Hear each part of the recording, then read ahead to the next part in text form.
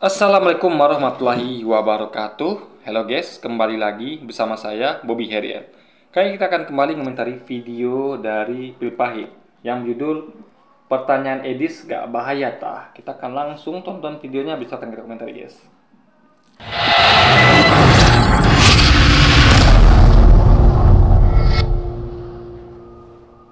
Gini teman-teman, kita diskusi tertib ya. Kalau cuma hujat-hujatan semua bisa teman-teman. Anak kecil juga bisa kalau cuma hujat-hujatan. Kita diskusi yang dewasa, berbobot, supaya apa? Supaya menjadi ilmu bagi para penonton. Nah, sekarang ketika kamu mengucapkan Assalamu alayka ya ayyuhan nabiyu, kepada siapakah itu kamu ucapkan? Kepada Allah atau kepada Muhammad? Baik, saya jawab ya Dis ya.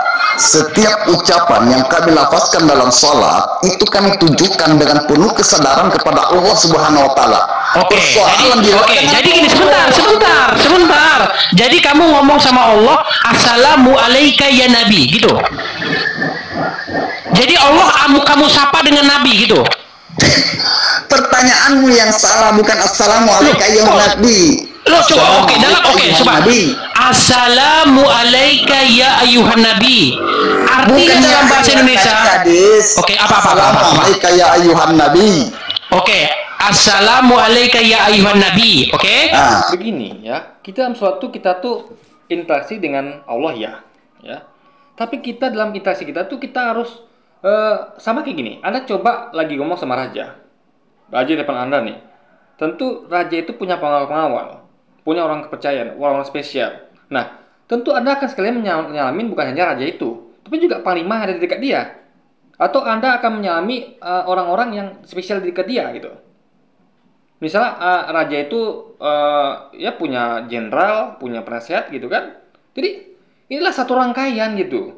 Pertemuan manusia dengan Tuhan dalam rangkaian sholat. Jadi ini bukan hanya salam, ini kan masalah salam. Salam itu beda dengan ngobrol ya. Anda ngerti salam nggak? Misalnya kita ngucap salam setelah misalnya contoh gini ya. Gini contohnya, misalnya Anda sedang upacara bendera, ya, atau sedang pertemuan apapun itu. Di depan Anda adalah tokoh yang Anda tuh bicara dengan dia di meeting atau apapun itu. Tentu Anda akan biasa ngucapkan salam. Sebelum saya ngomong, saya akan ucap salam kepada si fulan. Itu hal biasa. Nah, kita tidak segan ngobrol pada orang yang kita ucapkan salam. Jadi, ucapan salam kepada Nabi dalam sholat itu sama kayak kita sedang mengucapkan salam kepada orang yang tidak hadir dalam pertemuan. Misalnya pertemuan itu hanya dihadiri oleh raja, tapi panglima lagi perang. Kita boleh ucapkan salam pada panglima itu. Salam ya panglima yang lagi perang, dalam perang. Itu Anda akan menyampaikan gitu. Jadi itu tanda kita tuh menghargai mereka, meskipun mereka tidak hadir, tapi mereka tuh ada nilainya gitu. Mereka tuh tetap yang posisi terhormat gitu guys. Jadi makanya Islam tuh sangat memuliakan para nabi gitu. Ini adalah Anda tidak ngerti ya, bedakan antara salam dengan percakapan, dialog, beda. Nah, aneh kalau misalnya Anda bercakap-cakap dengan seorang panglima yang tidak ada di situ. Jadi bukan hanya salam misalnya. Salam kepada panglima yang sedang perang. Panglima, gimana kabar Anda? Kan tidak masuk akal. Tapi kalau ngucap salam apa salahnya? Meskipun orangnya di tempat gitu kan. Jadi si Edi sini nggak ngerti logika itu, guys. Dia nggak ngerti konsep sholat. Sholat itu adalah komunikasi dengan Tuhan, yang mana kita boleh. Dan memang Tuhan menyuruh seperti itu kan. Jadi sama kayak raja, ketika raja atau kita tuh misalnya kita di instansi pemerintahan atau di swasta, kita tuh ketika meeting itu ada yang nggak hadir, kita ucapkan salam pada yang nggak hadir kan. Entah berhalangan memang atau memang dia ada ditugaskan gitu. Jadi itu memang udah ketentuan umum gitu loh. Mengucapkan salam pada tidak hadir, guys. Muhammad tidak hadir ketika kita sedang komunikasi dengan Tuhan. Tapi kita tetap diperintahkan untuk ucapan salam pada beliau gitu loh. Nah, itu dicatat oleh para malaikat, disaksikan oleh Tuhannya. Sama kayak salam kita pada panglima itu disaksikan oleh raja, saksinya ada juga saksi lain yang akan menyampaikan kepada panglima tersebut. Itu logika berikutnya, guys. Kepada engkau wahai Nabi, betul? Lanjutannya baca lagi. Sebentar dulu. Salam sebentar, Makolia sebentar. Salam sejahtera kepada engkau wahai. Harusnya saya nih yang jawab ini kan. Jadi bukan bersama teman saya ya. Dia nih nggak sadar kalau sedang dipermainkan oleh si Edis. Edis sedang bermain logika yang sebenarnya nggak logis, guys. Dia nggak ngerti sensi sholat. ya, bahwa sholat itu adalah sama seperti kita bercakap-cakap dengan raja, yang mana atau siapapun itu, yang mana di situ adalah ada yang dihargai oleh raja tersebut atau tokoh tersebut, atau kita semua yang ada di situ. Kita boleh ucapkan salam pada mereka gitu. Itu logika berpikirnya, guys. Ucapkan itu kepada Nabi atau kepada Allah? Kepada Allah, kami mengucapkan dengan Kepada Allah. Oke, jadi Anda ngomong sama Allah, salam sejahtera kepada engkau wahai Nabi. Jadi Allah sudah jadi Nabi sekarang. Anda yang menyimpulkannya seperti itu. Loh, gimana sih ini orang? Oke, saya tanya sama Pak. Sebentar. Dengar dulu. Sebentar, Power Ranger. Ini muslim yang lain saya tanya. Power Ranger. Kenapa saya tidak pernah ada di debat di Oxford ini ya? Kok ada debat saya bisa sampaikan argumentasi yang logis itu, guys? Saya tidak sedang menekan teman muslim ya. Saya ajak teman muslim untuk memakai nalar. Mereka, ya, apologis ini suka memakai trik untuk menipu kita. Anda harus cerdas mengkonternya. Itu sebenarnya jawaban simpel gitu loh. Anda jangan pernah terjebak dengan pertanyaan konyol seperti ini yang sering saya buktikan di video saya sebelumnya. Di mana ada banyak sekali apologis itu yang melakukan hal ini. Ini hanya satu contoh kasus. Yang kita tuh jawabnya cukup pakai nalar saja, selesai, guys. Waktu mengucapkan salam sejahtera kepada engkau wahai Nabi, itu diucapkan kepada Muhammad atau kepada Allah? Jawabannya kepada Muhammad, ya, dan itu boleh, ya, itu jawabannya. Nggak ada hubungannya bahwa ini sholat ini adalah kita resiki dengan Tuhan. Apabila kita interaksi dengan orang-orang di meetingnya, setelah kita sampaikan salam pada orang nggak hadir, apa bedanya? Nggak ada yang melarang kan? Bahkan di etika tuh harus dilakukan seperti itu. Menyampaikan salam pada orang yang bisa hadir gitu, guys. Itu hal biasa. Atau kepada Allah? Kepada Allah. Jadi Anda mau menyapa Allah dengan kata-kata Nabi? Doa itu maksudnya. Kok menyapa? Anda tidak menyapa? Tapi jujur ya, ini memberi kita pengetahuan bahwa ternyata banyak teman-teman kita muslim itu yang bukan nalar nggak sampai, guys. Mungkin mereka belum dapat ide saja gitu. Belum sampai, ya, saya bilang sih nalar juga ya. Tapi tidak, sekali lagi ini bukan masalah bodoh atau nggak bodoh. Mereka tuh hanya sedikit harus lebih mengerti konteksnya. Itu saja. Mereka mengerti seperti yang saya mengerti, guys. Sesimpel itu. Jadi tapi ini adalah pengetahuan bagi kita. Memang banyak teman kita yang nggak paham. Dan itu harus itulah gunanya saya bikin konten. Saya mendidik bukan hanya para mualaf, calon mualaf atau teman-teman Kristen, tapi juga teman-teman muslim sendiri. Ya, agar menggunakan nalar, logika, sangat cerdas dan tidak gampang tipu oleh cara-cara cik ini gitu kan. Yang nggak ngerti konteks tapi ajukan pertanyaan yang kira orang nggak bisa jawab. Dan memang orang nggak bisa jawab. Kalau saya, insya Allah bisa jawab kalau saya ada di tempat ini gitu kan. Karena sini orang ini pola pikir kalian gimana sih? Kamu yang cari berpikirnya seperti Masa Anda mengucapkan assalamualaikum? Masa Anda mengucapkan salam sejahtera kepada engkau wahai Nabi kepada Allah? karena itu Gini Dis, Bang Edis, Gini Bang Edis, kami bentar Bang ada kelanjutannya warahmatullahi wabarakatuh. Edis, Anda jangan potong di situ. Belum saya pindah ke teman saya lagi. Gini Bang Edis, kebingungan menjawabnya.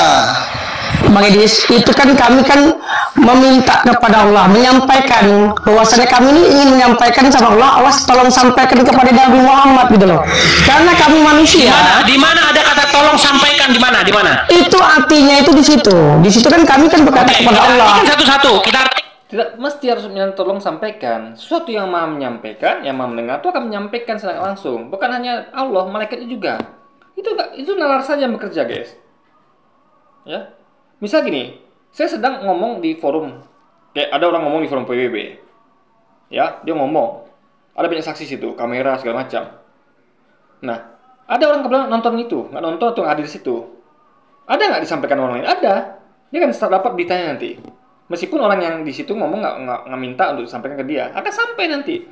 Karena ada banyak orang-orang yang tidak ditarget akan sampai juga. Itulah namanya.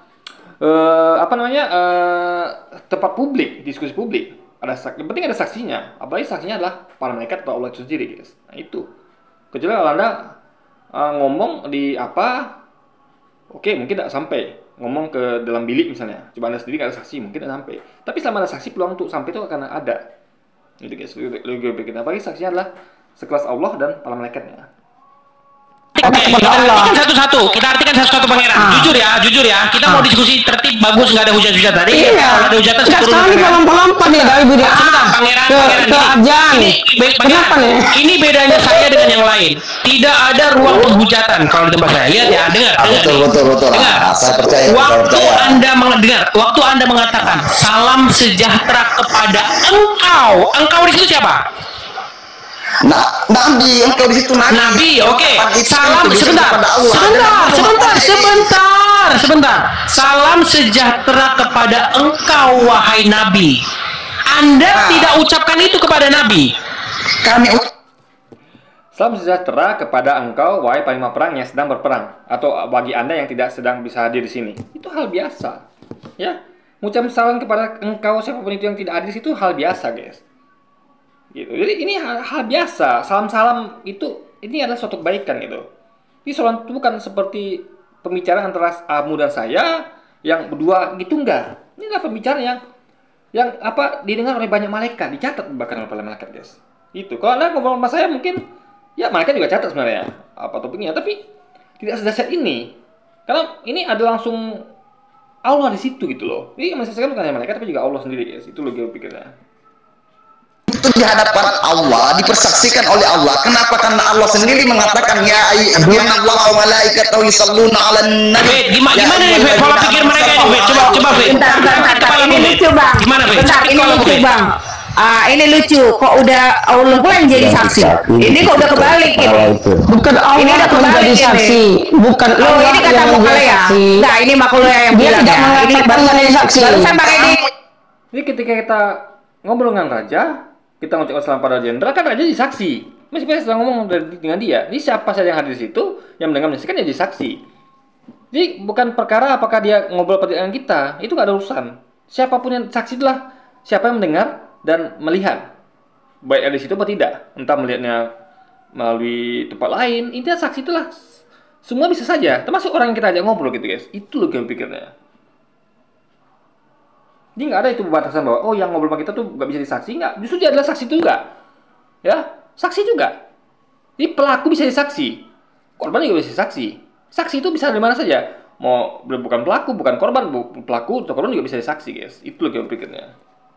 Makanya ada namanya kesaksian pelaku, kesaksian korban kan. Itu loh gue pikirnya, guys. Sekali lagi. Dia bilang ya. Ini barusan Bang Edis dengar nggak? Barusan Bang Edis dengar nggak? Dia bilang Allah jadi saksi, dia bilang loh. Jadi Edis begini Edis. Sebentar ya Pak Pangeran.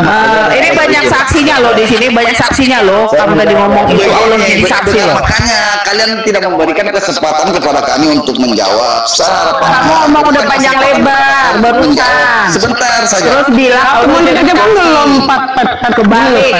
Ya, kembali bertanya, tapi kami 1 menit ngomong aja pun belum bisa gitu loh. Salat itu kami ucapkan bukan berarti tanpa alasan. Sebelumnya ada pemberitahuan, ada anjuran dari Allah untuk kepada kami mengucapkan salam kepada Rasulullah. Pada saat tahiyatul akhir kami mengucapkan assalamualaikum ayyuhan nabi wa rahmatullahi wa barakatuh.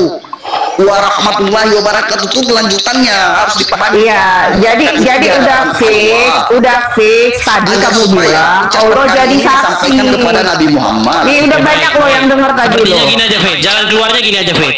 Jadi Apa masalah kalau jadi saksi gitu kan? Pelaku korban bisa saksi juga. Ini orang nggak ngerti si Edis sama temannya nih, guys. Apa itu saksi dia nggak ngerti, gitu kan? Apa itu apa lagi ya? Apa itu ya semacam tadi yang saya sampaikan tuh ya, dia nggak ngerti, guys. Ini parah sekali logika kan. Bukan begitu maknanya Edis. Sebentar nih. Saya jawab dulu ya, boleh nggak saya jawab? silakan. Nah, jadi begini, kalau kamu menanyakan sesuatu hal itu, kamu harus tahu dulu apa yang kamu tanyakan. Begini, tentang sholat ini, itu adalah perintah khusus yang lain dengan perintah-perintah yang lain seperti zakat, haji. Perintah sholat ini langsung dipraktekkan oleh Rasulullah, dan tata caranya serta apa yang diucapkan itu langsung dipraktekkan oleh Rasulullah. Makanya ada hadis yang mengatakan begini, sholatlah kalian seperti melihat aku sholat, kata Rasulullah. Makanya di dalam pelaksanaan sholat dari takbiratul ihram sampai salam, itu apa yang dilaksanakan oleh Rasulullah itu yang kita ikut. Ini sama kayak protokol ketika kita tuh ketemu raja, ketemu menteri, atau ketemu di meeting atau tempat-tempat pertemuan penting. ada protokol yang mengatakan bahwa kita harus sampaikan salam pada orang-orang yang tidak bisa hadir. Ini waktu memberi contoh, ini protokolnya. Itu namanya sholat. Itu harus dipahami, guys. Baik, saya garis bawahi. Apa yang dicontohkan oleh Muhammad? Sholat itu bukan sesuatu main-main, bukan kayak kita ngobrol sama orang di jalan gitu kan. Hai bro, apa kabar bro? Gimana kabarmu bro? Gimana? Nggak gitu, guys. Ini Tuhan adalah sesuatu yang kita anggap lebih raja. Sehingga protokolnya raja aja protokolnya ketat, apalagi Tuhan. Makanya harus dalam bahasa Arab. Kenapa tidak boleh bahasa Indonesia? Kecuali ya. Karena ini ngomong bukan dengan orang pasar, ini ngomong dengan Tuhan, guys. Gitu. Kenapa kok ada takbirnya? Kenapa kok ada ruku, sujud? Kenapa ada salam pada Nabi segala macam? Ini Tuhan, kita ngobrol pada Tuhan. Protokolnya harus ketat. Nggak boleh melanggar kaidah itu gitu loh. Dipikir ini sama kayak kita ngobrol sama anak jalan gitu, nggak gitu loh guys. Kalau anda ngomong sama orang yang maaf ya, yang tidak terdidik atau ya brutal, itu bebas anda, silakan pakai gaya pasar.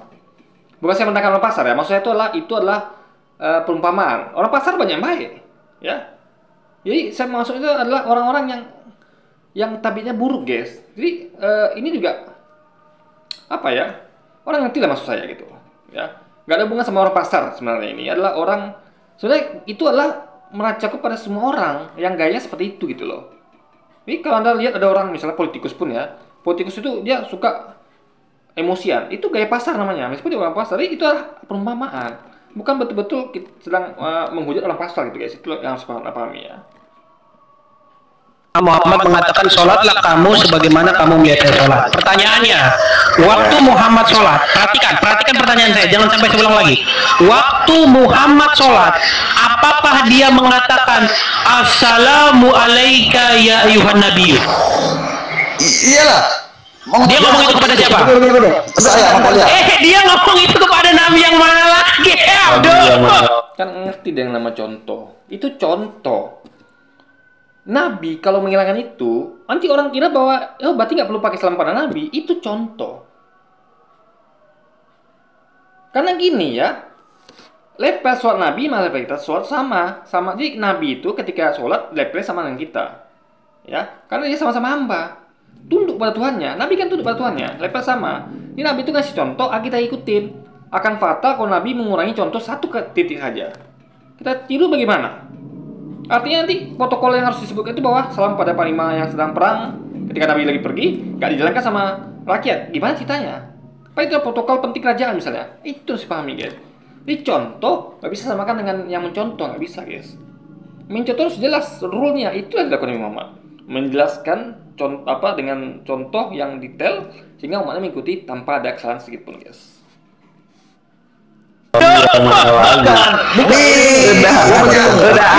Dia ngomong itu kepada Nabi yang mana lagi? Masa Muhammad ngomong gini, assalamualaikum ya ayuhan nabi. Dia ngomong sama siapa? Gimana sih? Nabi yang lain. Nabi siapa? Ada Nabi Isa, ada Musa, ada Yunus, ada Ibrahim. Sudah, bedanya assalamualaikum dengan assalamualaikum apa? Sama, assalamualaikum. Kum itu jama, tapi bisa kalau jama kan sebentar. Kalau jama kan banyak, berarti ada entah nabi siapa di situ, entah nabi siapa kan gitu. Tapi di sini kan tunggal. Assalamualaikum, berarti ada satu orang nabi. Nah, waktu Muhammad sebentar.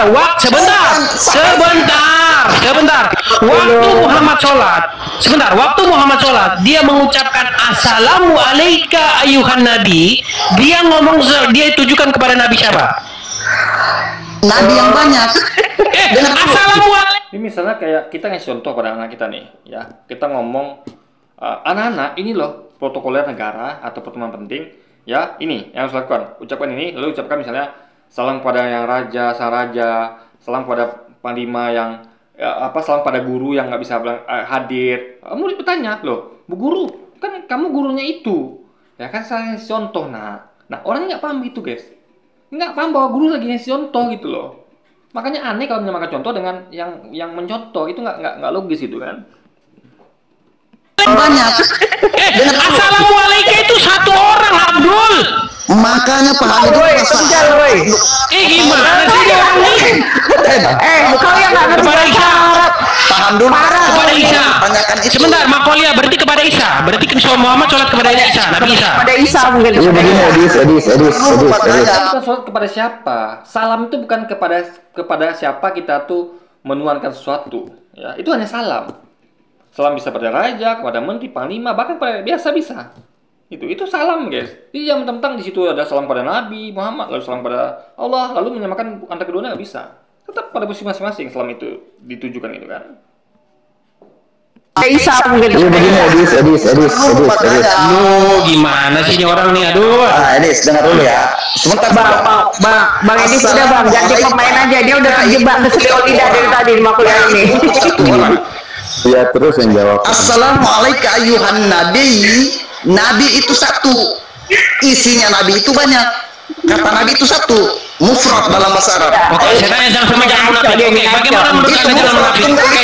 Kayaknya dia udah ngelarang bebas nih, jangan munafik. Silakan. Bukan ngelarang bebas, kamu yang tidak mengerti. Bukan munafik aja tanya. Memahaminya. Makuliah ini udah hancur ini bang. Assalamualaikum. Nabi itu mufrad, jamaknya anbiya. Dengar dulu. Nabi Jangan munafik, ajarin dulu saudaramu itu dari ke selio lidah 2 kali. dengar dulu jawaban saya. Ajarin dulu. Nabi itu mufrad. Anbiya adalah jamaknya. Ketika Rasulullah mengatakan Assalamualaikum ayuhan nabi, dalam grammar atau tata bahasa nausur itu sudah pas. Kamunya saja yang tidak pahami masalah ini. Mengira Jadi kepada Nabi siapa itu yang dimaksud Muhammad? semua nabi. Oke, mau jadi gimana? Mau jangan munafik. Menurut Anda gimana? Itu masalahnya Makuliah menjawab tanpa menemukan dalil. Padahal tidak ada menjelaskan Nabi itu mengucapkan salam kepada para nabi. Dan saya pun belum mengetahui bahwa dalil itu ada atau tidak. Tetapi begini ya Bang Agus, tidak semua yang dikerjakan Nabi itu, tidak semua yang diperintahkan Nabi itu beliau kerjakan. Tapi ada namanya hadis perintah, hadis amalan, dan hadis para sahabat gitu. Seperti mendoakan orang tua. Kita nyampaikan salam pada sang raja, panglima yang sedang perang, atau yang menteri lagi yang hadir, sama kayak ada pertemuan nyampaikan salam pada bos yang lagi hadir, juga pada manajer atau atasan yang nggak bisa hadir. Apakah Anda atau pemilik juga gitu kan? Anda mengatakan semuanya pemilik atau semuanya Tuhan, kan nggak begitu loh kayak pikirnya guys. Atau semuanya raja, kan nggak begitu loh kayak pikirnya. tidak pernah mendoakan orang tuanya. Paham di sini? Karena apa? Karena orang tua Muhammad masuk neraka. Bukan begitu, wallahu alam. Enggak, kenapa Muhammad tidak pernah mendoakan orang tuanya? Kita tidak mempertanyakan sesuatu yang tidak ada dalilnya, Bang. Sebentar. Ada hadis yang mengatakan begini. Muhammad berkata, sesungguhnya bapakmu dan bapakku di neraka. Betul atau tidak hadis itu? Iya, betul. Oke, berarti menurut Anda bapaknya Muhammad di neraka? Nah, itu yang dikatakan Rasulullah. Kenapa? Kita lebih pintar dari Rasulullah. Begini, ini ada beberapa pendapat ulama. Jadi ada yang mengatakan itu hanya untuk menghibur sahabat, ya. Ada yang mengatakan bahwa itu adalah ya itu tadi benar-benar kejadian gitu, guys. Nah, jadi gini ya, sebenarnya logikanya adalah masuk neraka itu ada dua persepsi, kekal atau tidak kekal. Nah, biasa bagi seorang muslim masuk neraka dulu biasa. Yang nggak biasa adalah seorang muslim kekal. Nah, kalau ini dimaksud adalah kekal, berarti orang tua Nabi bukan muslim. Tapi kalau ini maksudnya neraka dan tidak kekal, berarti orang tua Nabi tak muslim, tapi dosa lebih banyak daripada pahalanya. Itu loh kita. Jadi ini adalah ketika ngomong tentang neraka, kita lihat dulu apakah kekal apa tidak. Di situ disebutkan orang tuamu dan orangku di neraka itu kekal apa tidak gitu loh. Jadi yang penting adalah masuk neraka gitu. Dan apakah itu adalah untuk menyenangkan atau gimana kita nggak tahu. Karena Nabi tidak memberikan tafsirannya, kita yang bebas mentafsir gitu. Jadi kita sama sekali kita nggak tahu clue-nya. Makanya para ulama saya berdebat tentang hal ini. Dan itu adalah wajar. Suatu yang tidak ada kepastian yang masih bisa berdebatkan bisa berdebatkan. Yang penting tidak berurusan dengan akidah, yaitu tentang Tuhan itu sendiri, guys.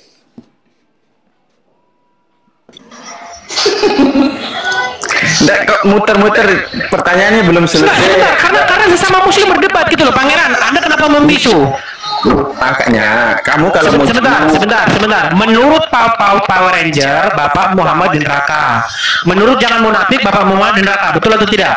Bukan menurut saya, itu yang dikatakan Rasulullah kok menurut saya. Oke, menurut Muhammad. Kata Anda menurut Muhammad. Sekarang saya tanya, Pangeran TV, Anda muslim. Tolong, Anda kan sudah mengatakan Rifa itu seorang dajjal, padahal Anda seorang muslim. Saya tanya, Pangeran, apakah benar kata Power Ranger dan teman-teman muslim yang lain bahwa Bapak Muhammad di neraka? Lo kata Power Ranger bagaimana? Kata Rasulullah. Sebentar, saya tanya Pangeran. Aduh, ini kemana ini Pangeran? Anda kok membisu?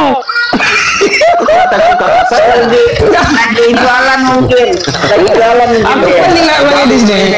Nanti kalau aku jawab belum lagi habis dan potong. Oke, sekarang nggak aku potong. Sekarang kau jawab dulu. Jadi ini sedang membentukkan antara selama kita gitu, ya kan? Padahal ini katakan ini hal biasa gitu, bukan hal prinsipal, ya. Yang prinsipal adalah Tuhan itu sendiri, itu yang perlu dipermasalahan. Kita nggak pernah berdebat dengan siapa Tuhan kita, siapa Nabi kita, nggak pernah. Hanya hal-hal seperti ini yang tidak penting, maksud tuh tidak begitu penting karena ini tidak berurusan dengan keselamatan kita. Apa coba hubungannya keselamatan Anda dengan mengetahui pasti apakah orang tua Nabi di neraka apa di surga? Apa ada hubungan keselamatan Anda? Tidak ada. Keselamatan Anda bergantung pada Anda percaya kepada Tuhan yang benar dan menaati perintahnya selesai. Itu saja patokan utamanya. Itu nggak boleh salah. Tapi lainnya bisa diperdebatkan. Bukan saya ngomong lain nggak boleh salah. Tapi tetap sesuatu yang nggak pas itu masih bisa ada peluang salah dan benar. Itu nggak masalah selama tidak berhubungan dengan hal yang pokok yang menggantung pada keselamatan kita, guys. Itu logi pikirnya. Di sini bikin batal puasa aja deh. Oke ya, gini. Jadi tadi kan terlalu serius bro. Saya sudah tahu ini maksudnya. Ini antar ormas. Sebentar, Pangeran, Anda belum menjawab. Sebentar teman-teman. Pangeran, Anda kan muslim mengatakan bahwa Rifa seorang dajjal. Menurut Anda, apakah benar bahwasanya Bapak Muhammad di neraka? Oke ya, lihat ngomongin potong lagi ya. Jadi kan tadi kan katanya hadis, ya itu bisa juga benar. Tapi ada juga ustadz yang mengatakan kalau ayahnya Nabi Muhammad itu tidak masuk dalam neraka. Kenapa? Karena dulu karena Nabi Muhammad ini adalah keturunan orang baik gitu loh. Jadi tidak mungkin orang yang keturunan orang baik itu masuk neraka. Itu yang pertama. Yang kedua, ketika Nabi Muhammad lahir, ayahnya sudah meninggal. Jadi ayahnya ini tidak sempat untuk masuk atau mengucap syahadat gitu loh. Jadi kalau seandainya dikatakan oleh teman saudara saya mengatakan ayahnya masuk neraka, apakah sebelum Nabi Muhammad semuanya masuk neraka kan gitu loh. Itu kan pertanyaan ketika hadis itu mengatakan ayahnya masuk neraka karena tidak sempat. Ini soal juga karena kan ini menyamakan antara syahadat. Ngerti ya? Syahadat. Karena gini ya, orang-orang zaman dahulu itu kan nggak semuanya beriman kepada Nabi Muhammad saja. Kalau belum diutus kepada siapa? Ya kepada Yesus, kepada Musa, Ibrahim. Yang penting mereka beriman pada salah satu nabi tersebut yang diutus pada zamannya. Selesai, masuk surga. Karena mereka adalah seorang muslim. Gitu guys. Jadi karena tidak mungkin pengikut Yesus mengucapkan syahadat kepada Nabi Muhammad. Nggak mungkin. Nabi belum diutus. Jadi ketika Nabi diutus baru mereka ucapkan syahadat. Itu pun setelah informasi dari Nabi bahwa dia memang Nabi. Baru kita sadar. Kalau belum ada informasi, ngapain coba? Ya pasti ikut pada nabi sebelumnya, yaitu Nabi Isa atau Nabi Yesus, guys. Itu loh pikirnya. Sebelum adanya Nabi Muhammad, semuanya masuk neraka kan tidak? Sebelum Nabi Muhammad itu ada agama. Pangeran, coba singkat aja. Apakah Anda setuju bahwasanya ayah Muhammad masuk neraka? Bukan, Anda jawabnya muter-muter. Anda pribadi yang tidak mutar-mutar. Itu sudah menjelaskan secara detail, biar paham, biar dia pancing nalarnya si Edis ini. Ya, itu sedang bukan muter-muter namanya. Itu sedang menyampaikan nalar, mendetailkan bahwa semuanya nggak sesimpel itu. Ada penjelasannya. Masa nggak mau dengar penjelasan orang itu? Mau langsung to the point? Ya kan? Jadi justru si pangeran ini memberikan suatu narasi yang mendidik. Dia tidak hanya memberikan ikan, tapi memberikan kailnya juga gitu. Ya, Anda bisa dengan Anda kasih ikan, Anda mau kenyang makan ikan, Anda dengan kail Anda bisa mancing sendiri. Ini nggak mesti dia tuh kasihkan nanti minta ikan lagi gitu. Enggak, langsung dikasih kailnya sekalian gitu guys, sama ikan-ikannya. Tidak mutar-mutar. Pangeran sebentar. Bang Pangeran, kita tertib ya Bang ya. Bang Pangeran tertib ya. Gini Bang, apakah gini Bang Edis. Ini. Sabar Bang Edis. Ketika Abang bertanya, Bang, yang saya tanya singkat Bang. Apakah bapaknya Muhammad di neraka? Jawab iya atau tidak? Gini Bang Edis jangan menuntun kami. Bukan bingung. Abang takut untuk menjelaskan. Jawab gitu loh. singkat aja, Mir. Jawab singkat. Gini Bang aja. Oh, muter-muter tapi nggak tidak muter-muter. Jawab sesederhana itu, Edis. Tidak muter-muter. Tidak bisa membedakan iya atau tidak. Tidak bisa. Tadi Power Ranger saya tanya, bukan saya yang bilang, Muhammad sendiri yang bilang, kata Power Ranger, betul tidak Power Ranger? Bahwa Muhammad mengatakan bahwa bapaknya jadi begini. Agama Islam itu, syariat Islam itu agama dalil, bukan agama hawa nafsu. Kita bukan ahlul hawa, kita bukan pengikut hawa nafsu, kita pengikut Allah dan pengikut Rasul. Jadi apa dalil yang dikatakan Rasul, itu kita imani. Terus kalau kata Rasulullah seperti itu, terus kita menurut Rasulullah berbohong atau Rasulullah berdosa, kan tidak. Oke, jadi menurut anda pangeran ini adalah orang yang tidak berpedoman. Kita saja yang belum sampai pada nalar ke tafsir Nabi tersebut. Karena saya sampaikan neraka itu ada dua, kekal apa tidak kekal. Saya mungkin bisa nanti masuk neraka dulu belum masuk surga. Kalau misalnya saya lebih banyak gitu kan. Jadi ini perkara disebutkan apakah itu kekal apa tidak, itu loh pikir guys. Berpedoman apa yang dikatakan Rasul, dia malah berpedoman kata ulama gitu. Maksudnya begini. Kalau letter-letter yang disampaikan ke Rasulullah itu kita ini ya, selagi ya. Misalnya ada orang tua teman saya masuk penjara seumur hidup. Nah, saya tahu juga bahwa orang tua saya akan masuk penjara juga. Tapi tidak seumur hidup. Apa yang saya katakan untuk menenangkan teman saya? Bisa saya mengatakan bahwa tenang aja, orang tuaku juga masuk penjara kok. Kan tidak sebut seumur hidup sama orang tua kamu. Itu namanya menghibur. Ya. Nah, kalau teman saya nanya lagi seumur hidup baru juga, baru saya jawab. Tapi kan saya tidak ngomong seperti itu dan sahabatnya tidak bertanya lagi. Artinya kita masih dua pendapat di sini. Apakah itu neraka kekal atau neraka itu cuma sementara? Sama kayak apakah itu penjara seumur hidup seperti yang menimpa sahabatnya, orang sahabatnya, atau hanya penjara sementara, guys? Itu dipahami ya. Doif atau maudu, kan kita nggak bilang begitu. Itu yang dikatakan Rasul, kita mengamini. Tapi apakah itu memang betul-betul masuk neraka? Itu prerogatif Allah. Kita begini saya jawab ya, biar saya yang jawab. Dengar dulu. Satu lagi, dalam Islam itu diajarkan untuk berbohong demi kebaikan. Dalam arti ada suatu hal yang sangat lebih banyak mudaratnya dibandingkan kalau tidak berbohong. Ya, meskipun kita simpel. Contoh, ada orang tanya pada kita, di mana orang itu? Nah, kita tahu nih orang mau membunuh orang itu, kita kan berbohong. Orangnya ke sana, pada ke sana. Kita sampai orang itu. Itu berbohong yang baik. Nah, sama kayak gini. Mungkin ya kita nggak tahu peristiwa itu. Mungkin sahabat ini mungkin akan kehilangan imannya kah atau apakah? Ketika dia merasa kok aduh, ngapain mungkin dia berpikir mungkin kan. Kita kan nggak tahu itu, Nabi yang tahu. Karena dia yang dapat info dari Tuhan. Kita nggak gitu kan. Nah, mungkin jadi Nabi itu ngasih tahu kita. Jadi kita tuh jangan pada sendiri. Mungkin ya, kita kan hanya bisa mendebak. Mungkin ya, karena ini adalah suatu hal kalau tidak dijelaskan ya kita hanya bisa mengira-ngira. Itu memang rumusnya begitu. Suatu dijelaskan oleh Nabi, kepastian apakah masuk neraka kekal apa tidak, atau ini kenapa dia berstatement seperti itu, adalah kita harus nebak sendiri. Nah, tebakan saya ya bisa jadi, dan semua memang menebak gitu. Mau yang bilang yang memang masuk neraka, mau bilang masuk neraka itu semuanya nebak. Itu memang karena kasusnya memang seperti itu, boleh ditebak gitu kan. Nah, tebakan saya ya, ini Nabi tuh ingin menyenangkan sahabatnya, mungkin karena Nabi tahu mungkin sahabatnya kalau dia tahu gitu mungkin dia merasa bahwa ngapain kalau masuk surga kalau orang tua aku masuk neraka dua-duanya. Mungkin dia sakingnya sayang dia orang tuanya pengen nemenin orang tuanya neraka gitu, ingin berbagi siksa gitu kan, penderitaan kita kan ngerti juga gitu. Ada bayangkan ada anak ya, coba bayangkan ada anak yang melihat orang tuanya dihukum, dia ingin dihukum loh. Padahal dia tuh ingin gitu, kenapa? Biar dia melihat bahwa si anak nih seperasa sama orang tuanya gitu. Lihat kan, ada orang tua yang lagi panas-panasan bekerja, anak ikut-ikutan, padahal tidak seorang tuanya. Itu adalah semacam, jadi hal itu yang ditakutkan mungkin sehingga Rasulullah tuh menghibur dengan berbohong seperti itu. Nah, ini adalah bohong yang boleh. Jangan ada tuh sama karena bohong nggak boleh. Itu adalah Anda belajar dulu apa itu kebohongan, apakah menimbulkan mudarat lebih banyak, apa karena kebohongan itu Anda menimbulkan mudarat lebih banyak atau justru menghilangkan mudarat yang ada. Itu loh guys, ya, itu yang harus dipahami. Dengar dulu. Orang tua Nabi Muhammad, Abdullah dan Siti Fatimah, Aminah, itu pengikut agama Hanif sebelumnya. Agama Hanif itu adalah agama yang diwariskan oleh Nabi Ibrahim melalui Ismail kepada keturunan-keturunannya yang ada di Jadi mereka masuk neraka atau tidak? Itu aja jawabannya. Itu bukan agama Hanif. Agama itu Islam. Ibrahim itu meluluskan agama Islam, guys. Nggak ada agama Hanif. Hanif itu mungkin ditujukan sebagai suku atau umat. Kayak sama kayak Yahudi Kristen. Itu kan bukan nama agama awalnya.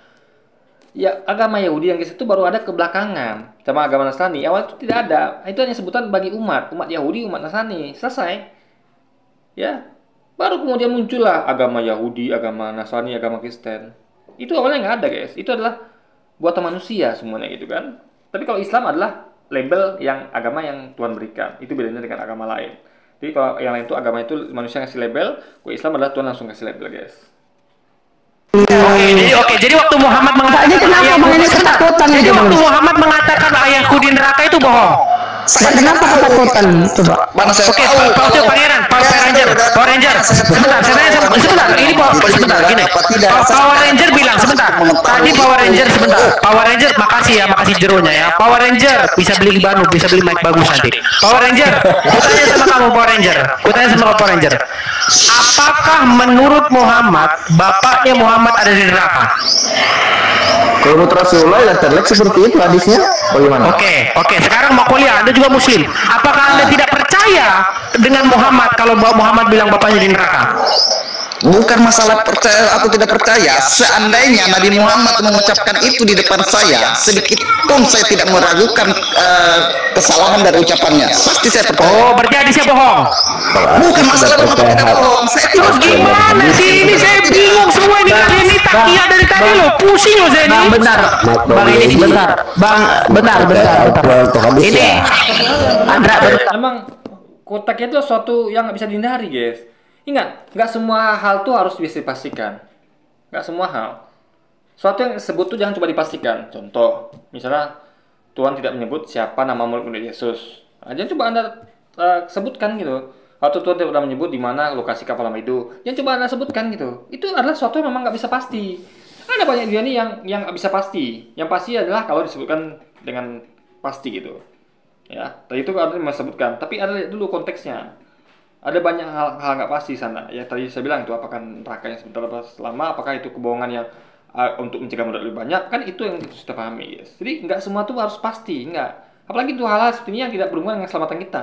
Itu masih bisa berdebat karena itu hal yang wajar gitu kan.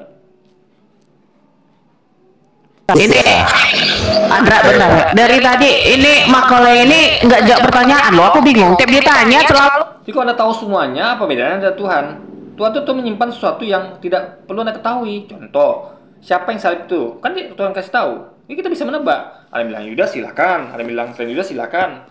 Dia nggak bisa dipastikan tuh pasti Yudas pasti ini enggak. Itulah ruang untuk berdebat. Yang penting kita tahu ya pasti itu bukan Yesus. Itu aja poinnya, guys. Ada yang pasti dan yang tidak pasti gitu kan. Jadi sesuatu yang tidak pasti janganlah coba-coba Anda pastikan. Tanya selalu ngomong panjang lebar tapi nggak menjawab. Betul. Kan di atas itu loh. Nggak jawab. Ngomong muter-muter dijawab. Bagaimana yang tidak menjawab sesuatu yang di luar kapasitas saya? Berarti ya udah kok. Jangan dulu. Oke, bentar. Kalau di luar bentar. Tidak, saya tidak bentar kok. Bentar. Hei, gantian ngomong. Weh, Adrun. Gantian ngomong. Bang Edi tolong dimute dulu dia. Dimute aja lah, lewat kali. Gantian ngomong kok jangan kayak nenek. Ini mah bukan. Jadi begini. Jadi begini ya. Bang Edis bisa tolong diturunin nggak? Ini orang dari tadi gantian ngomong, dibilang orang udah izin kok kayak nenek, kau tau nggak? Kalau laki-laki, kau bilang tidak punya kapasitas. Kalau kau tidak punya kapasitas, lagi ngomong itu izin ngomong, gimana caranya, guys? Orang lagi ngomong itu selesai ngomong dulu, baru izin ngomong. Ini orang lagi ngomong, diizin ngomong. Coba Anda bayangkan, kita lagi ngobrol satu forum ini. Orang lagi ngomong, kita tiba-tiba ngomong, izin ngomong. Bisa nggak gitu? Nggak bisa.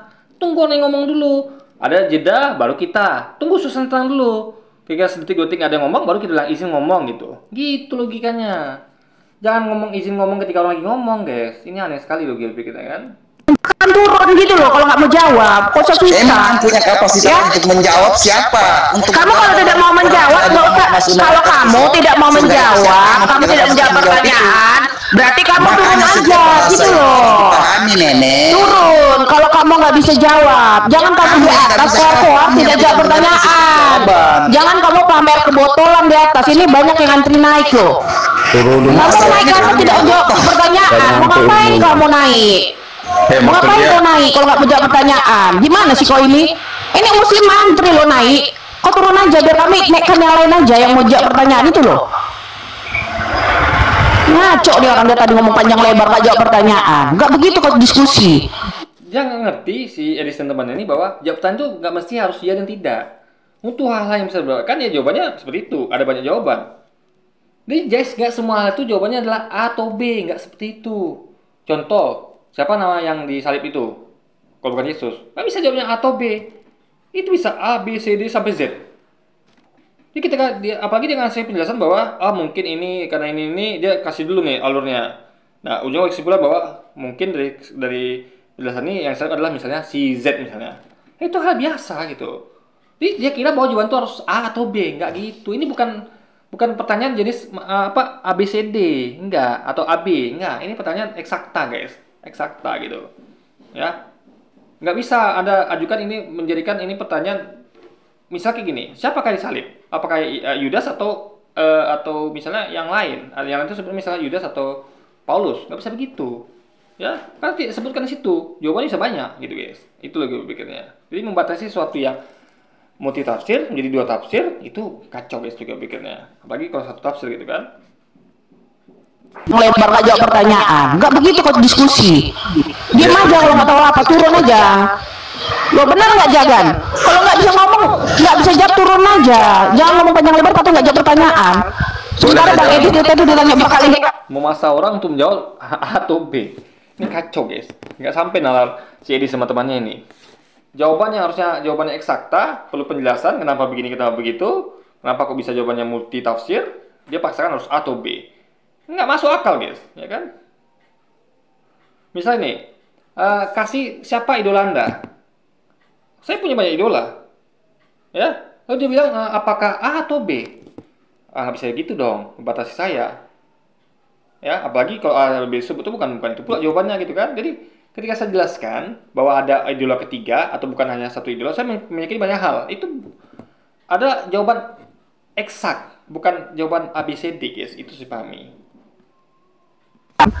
Sementara Bang Edi tadi ditanya berkali-kali. Gini jangan menafik. Tadi kan pertanyaannya dari gini jawaban esai ya kalau salah ya. Ini ke itu udah 10 pertanyaan. Kami kenapa nggak bisa bertanya di sini? Apa gantian dulu, dipermalukan gitu? Bertanya Pangeran. Oke Pak, mau jawab dulu nggak Pak? Sebentar, kita tutup dulu kesimpulannya. Bang Edi sudah ditanya jawab. Kita tutup kesimpulan. Pak nggak tanya jawab pertanyaan Pak. Gini Pangeran, Anda belum jawab. Apakah Bapak Apalagi belum dijawab? Udah dijawab kok masih ngomong kok jawab. Oke, mau Bapak Muhammad di neraka betul atau tidak? Kalau bertanya itu Dis, jangan kau sesuai dengan jawabanmu Dis. Atau tidak sih? Kau dengan aku aja pun kayak gini, aku lagi maju kayak mana? Sih kayak gini nih?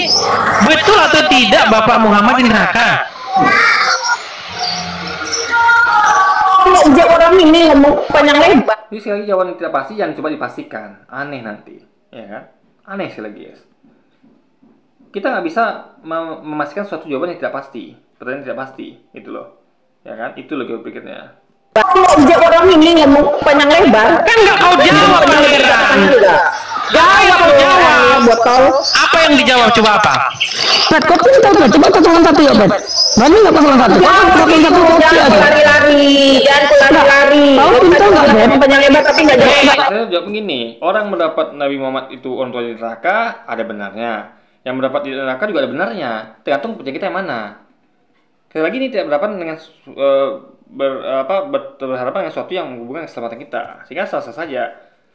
Itu Tuhan tidak mungkin membuat kita ruang perdebatan untuk hal yang menyangkut keselamatan kita, nggak mungkin. Untuk hal-hal yang menyangkut keselamatan dia akan kasih detail jelas, ya kan? Contoh, bagaimana cara sholat, bahkan sampai detail apa yang harus dibasuh pun dikasih tahu, lubang hidung segala macam, sampai ke lubang hidung pun dipraktekkan guys. Jadi untuk yang berhubungan keselamatan tuh dikasih detailnya. Untuk nggak penting seperti ini ya. Yang tidak berhubungan keselamatan, saya tidak ngomong nggak penting, bukan berarti nggak penting dalam arti yang Anda pahami. Karena ini adalah yang penting bagi kita adalah berhubungan keselamatan. Itu yang penting. Selamat apa tidak? Itu yang penting, guys. Tadi kan nggak jawab. Pantaslah dia dikatakan. Kalau Tuhan ngasih tahu kita semuanya, di mana posisi kapal Nabi Nuh, di apa, nanti orang akan cari di situ. Jadi bukan suatu lagi yang wah gitu kan, karena kapal ditemukan. Lalu misalnya di apa posisi siapa yang disalibkan ini orang akan teliti bahwa ya tinggal apa enak ya, kita tuh jangan berpikir siapa. Jadi sampai saat kita berpikir kan, coba kalau kita tahu Tuhan, misal pada ini oh udahlah selesai, kita nggak malas jadi malas untuk ngecek kebenarannya, kan sudah dikasih tahu. Misal gini, ada Intel ngasih tahu kita, presiden dikasih tahu Intel bahwa atau misal ada misal saya keluarga korban, ada penjahat kriminal. Saya dikasih polisi bahwa pelakunya adalah ini, dan itu info valid, ada bukti segala macam. Nah, apa yang saya lakukan? Ya saya udah Pak tangkap saya nggak peduli lagi. Tapi coba kalau misalnya kalau nggak dikasih tahu polisi, kita akan turun tangan, kita akan terus berpikir siapa pelakunya ya. Itu merangsang kita untuk berpikir guys, itu yang Tuhan inginkan. Jadi nggak semuanya Tuhan tuh, karena juga dikasih tahu juga membuat kita sama dengan Tuhan. Ya, tapi nggak kasih tahu membuat kita berpikir. Itu adalah dua sisi mata uang yang sangat berguna, yang sangat logis, guys. Pertama, Tuhan pengen membuat kita berpikir, membuat kita cerdas. Karena ciri orang cerdas adalah dia suka berpikir. Ada aja dipikirkannya. Ini bukan peluang untuk berpikir. Siapa sih yang salib atau siapa sih yang masuk benar nggak masuk neraka apa tidak? Itu adalah kesempatan untuk berpikir. Berarti kesempatan untuk cerdas. Kedua, tadi itu, ya. Tuhan itu tidak mungkin membuat kita tuh tahu semuanya. Artinya apa bedanya kita sama dia? Gitu loh, guys. Itu dua hal yang harus kita pahami ya. Sebagai Kristen yang menyamar. Rifa kan bilang dia Kristen yang menyamar. Bayangkan loh, Rifa itu Muslim sampai ngomong Anda itu Kristen loh Pangeran. Apa bilang? Oke, sekarang saya tanya sama Anda, betul tidak Anda mengatai Rifa Dajjal? Karena apa Anda mengatai Rifa Dajjal? Ya karena orang sombong itu dajjal. Dalam Islam itu orang yang sombong itu disebut dajjal. Karena dajjal itu sifatnya sombong. Oke, jadi menurut Anda Rifa adalah dajjal? Seperti dajjal. Maka kan bilang orang-orang yang sombong. Yang dimaksud adalah bukan sosok oknumnya, tapi kelakuannya. Maka kita tahu dalam Islam itu konsepnya adalah jin dan manusia itu akan disebut setan, label setan ketika dia berperilaku seperti iblis. Saya adalah manusia atau jin yang sebelah saya misalnya, ya kita nggak tahu di tempat saya tinggal ini ada jin juga, kita nggak tahu karena kita bisa melihat mereka. Mungkin yang tinggal dekat saya ada jin muslim, karena saya seorang muslim yang suka tinggal dekat saya tentu orang-orang jin muslim juga, gitu kan, karena dia kan suka tinggal di tempat yang kental suasana Islamnya gitu. Nah, jadi kita ini, saya dengan jin, dengan bangsa jin itu bisa disebut setan ketika kita melakukan perbuatan kelakuan seperti iblis, maksiat, mabuk, masuk dalam mabuk, kriminal, segala macam gitu kan, judi, zina, segala macam. Kita disebut sebagai setan. Karena setan adalah dari kalangan jin dan manusia. Jadi jin dan manusia, kalangan jin dan manusia yang berbuat maksiat itu namanya setan. Sama kayak Umi Rifa juga begitu. Kalau ada orang yang nyebut Umi Rifa sebagai dajjal, itu sama kayak orang yang nyebut Umi Rifa sebagai setan misalnya. Nah, itu bukan omong sosoknya, tapi label dia ketika waktu itu gitu loh. Sama kayak orang yang koruptor ketika dewasa. Dari kecil dia tidak koruptor. Di kelakuannya itu koruptor. Dia menerima label koruptor karena kelakuannya koruptor, bukan sosoknya. Bisa jadi dia adalah orang yang baik, yang terpelosok, hilaf, bisa jadi. Yang penting orangnya itu bisa dibuat tobat gitu guys. Tergantung hidayah yang Allah berikan. Jadi ini bukan seperti iblis yang sudah disegel, tempatnya masih masuk neraka. Manusia kan tidak. Manusia dan jin diberi kesempatan untuk bisa milih masuk surga atau neraka. Beda sama iblis. Iblis masuk itu kan tempatnya dari awal. Ketika dia mulai sombong, tidak mau sujud menghargai Adam sebagai ciptaan Allah yang paling sempurna, saat itulah iblis dipatok ke neraka. Jadi beda status iblis dengan jin dan manusia. Status kita sebagai setan itu tidak kekal, hanya sementara. Iblis adalah permanen. Itu poinnya guys, harus dipahami. Yang sombong itu seperti dajjal. Oke. Ya, jadi begini. Kita jangan membenturkan sesama muslim karena begini, akhlak seorang muslim itu. Dia kan tidak tahu aku tuh bang, dia tahu dia aja.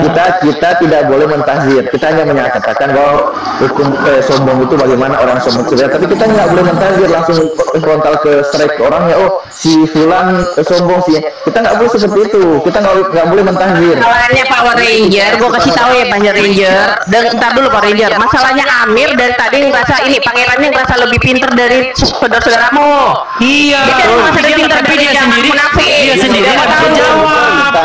Masalahnya dia sendiri nggak bisa jawab gitu loh. Dibahas tentang dia dan Rifa. Begini. Pantesan Rifa bilang bahwa pangeran ini bukan muslim. Mbak, kenapa kok bid'ah Wana sama sama tetangga bilangnya sesat gitu, kenapa? Apa memang beda Tuhannya, Dis? Iya, kemarin itu coba sesat katanya, dajjal katanya, itu kayak mana itu coba? Itu kayak mana, maksudnya itu kayak mana, Dis? Kenapa kok bisa ribut antara Tritunggal dan Wanes? Apakah sama-sama sesat? Saling menyesatkan coba, coba jelaskan dulu. Masa kalian dibilang sesat sama bid'ah kata Tritunggal? Nanti kata Wanes. Sama mereka berhasil, usaha namanya berhasil untuk mencebelah kita. Ini yang boleh kejadian, guys. Makanya sebaiknya kalau Anda tidak paham ya dengarkan saja. Atau jawab seperti Anda gitu. Udah. Gitu, guys. Jangan kita tuh mematahkan komunikasi teman Islam yang lain. Anda tinggal bilang bahwa itu pendapat teman saya, pendapat saya beda lagi. Selesai sudah. Tanpa kita menjelekkan pendapat teman kita. Karena mungkin pengetahuan dia terbatas, ya kan? Ilmu dia terbatas. Kita sebagai orang yang lebih ilmu, kita sampaikan ilmu kita selesai tanpa menyinggung ilmu teman kita. Itu harusnya dilakukan gitu. Ini kesombongan, misalnya kesombongan Rifa misalnya gitu kan, itu biarlah dia di hadapan Tuhan jawabannya kalau Anda memang merasa sombong. Yang penting Anda itu kalau mengingatkan jangan di depan publik seperti ini, apalagi di teman-teman, di depan orang-orang Kristen yang akan menjadikan itu senjata bagi mereka untuk menyerang kita, untuk bisa membuktikan bahwa kita tuh memang gampang pecah belah, guys. Bahwa kita lah yang lebih emosian. Kita nggak boleh begitu, kita harus tetap tenang, cool. Kita gunakan akal dalam berdebat, argumentasi yang logis gitu. Untuk mengontrol mereka itu nalarnya simple saja gitu. Ya Anda harus jauh seperti yang saya sampaikan tadi, itu simple sekali, guys. Kemana nih coba? Pangeran, jangan lari kemana-mana dulu. Enggak, ini cuma tanya dulu, kenapa kok bisa setiap kali ribut itu kenapa? Pangeran, tadi Anda datang ke sini mengatakan bahwa Power Ranger jangan munafik. Enggak, sekarang pertanyaannya kenapa kok Wane sama Tunggal selalu mengatakan sesat? Menurut Anda ilmu mereka keduanya sesat. Saya sudah maafkan Pangeran, kan sampai apapun dia bilang tadi saya sudah maafkan. Jadi nggak usah dibentur-benturkan lah. Tadi apapun dia katakan. Enggak, pertanyaannya kenapa gitu? Kenapa kok Wane sama Tunggal selalu ribut bilang sesat? Kenapa? Apakah dua-duanya sesat, Edis? Coba. Ini siapa yang sesat nih? Coba. Siapa yang sesat, Edis? Bang Edis, Muslim sebanyak ini tak satu pun jawab pertanyaan udah tadi loh, Bang. Iya, coba lupa dulu kenapa Tunggal sama Wane sesat? Ngomong panjang lebar sesat. Ini terakhir ya. Semua sudah jawab pertanyaan, dan itu semuanya jawabannya bisa benar bisa salah. Karena ini adalah pertanyaan yang tidak ada kepastian jawabannya. Itu jawabannya, guys. Ini terakhir ya. Terakhir kalau misalnya Anda masih berputar-putar, Anda udah cerdas dikit ya, kalau udah cerdas gitu. Saya tanya. Dis, belum ada yang berani melawan aku, Dis. Oke, hitungan ketiga ya. Apakah Bapak Muhammad ada di neraka? Enggak, pertanyaan tadi loh. Berarti kan kita tanya 3 kan? 3 kan? 3. Orang cerdas dikit, orang cerdas. Dia tidak bisa jawab. Dari tadi saya jawab. Satu menit ya. Oke. Siapapun yang menjawab pertanyaan ini tidak akan pernah bisa, karena kondisi dari orang tua Nabi Muhammad sendiri hanya Allah saja yang tahu di alam baka sana. Memang pastinya adalah ini adalah multitafsir, selesai. Bukan bisa jawab. Masa tuh gak bisa jawab secara pasti. Bisa jawab tapi dengan pemahaman masing-masing, tebakan masing-masing. Ada peluang benar, ada peluang salah. Karena info itu diberikan oleh Allah gitu, bukan bisa jawab. Ya. Karena gimana memastikan sesuatu yang nggak pasti, guys? Sama kayak siapa yang selain Yesus. Kita nggak ada kepastian, kita jangan coba pastikan gitu juga begini, guys. Hanya Allah saja yang tahu di alam baka sana. Persoalannya kita hanya bisa mengira-ngira bahwasanya orang tuanya Nabi Muhammad itu adalah pengikut agama Hanif. Dalilnya mana, Bang? Dalilnya mana? Ada dalam Al-Quran. Tunjukkan. Wawasaina Ibrahim wa Yaqub. Itu Ibrahim, Bang. Itu Ibrahim, bukan bapaknya. Ibrahim itu Muslim. Tentu kalau orang tua Nabi Muhammad tentu tidak mungkin mengikuti Nabi Muhammad. Kan dia belum lahir. Tentu dia mengikut Nabi sebelumnya gitu loh, ya kan? Itu Ibrahim, bukan bapaknya Muhammad. Aduh, sebentar. Power Ranger, Anda walaupun seperti itu, tapi Anda adalah seorang Muslim yang betul-betul jujur, ya. Anda tidak mau sebentar, Makolia. Ini mantek waktu semenit, belum semenit dipotong, guys. Inilah liciknya mereka. 1 menit minta waktu kan? Ada dikasih 1 menit nggak? Nggak ada. Jadi bagaimana mereka tuh bilang minta izin ngomong, tapi dia potong-potong orang gitu. Mereka minta izinnya ngomong di tengah orang lagi ngomong. Itu parah sekali guys. Jadi temannya Edis tadi minta izin orang pas lagi ngomong, itu nggak boleh etikanya. Si Edis orang yang ngomong, dia ngomong juga. Itu lebih nggak etika lagi gitu kan. Berdasarkan dalil. Kalau tidak ada dalil, dia tidak mau jawab. Sekarang saya tanya sama kamu, Makoli.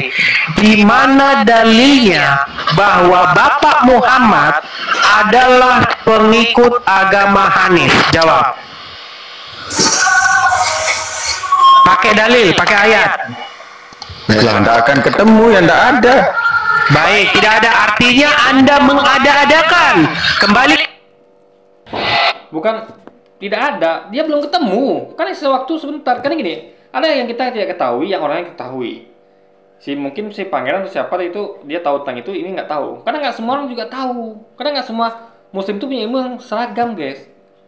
Ada muslim yang awam, ada muslim yang berilmu, ada muslim abangan, macam-macam muslim itu. Ya, sama kayak Kristen juga begitu. Ada Kristen cuma KTP, ada Kristen yang ngerti banget dogma, ada juga yang biasa saja. Yang taunya cuma gereja tiap minggu sudah selesai, pulang hura-hura. Jadi guys, jangan samakan level semua muslim dan jangan levelkan, tentu ini juga berlaku pada agama lain. Itu poinnya. Oke, jadi mungkin sekian dulu aja video kita kali ini dan sampai jumpa lagi di video selanjutnya. Wassalamualaikum warahmatullahi wabarakatuh, guys.